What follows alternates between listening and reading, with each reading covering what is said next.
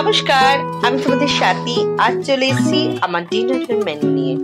আজ আমার ডিনারে রয়েছে পরোটা আর ঝাল ঝাল আলুর দম।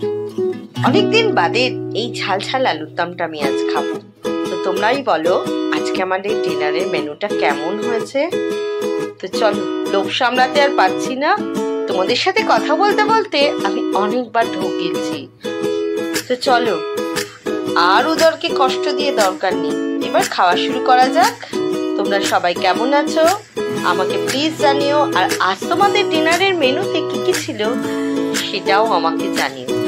আজ আসি, আবারও অন্য কোনো দিন তোমাদের সাথে গল্প হবে।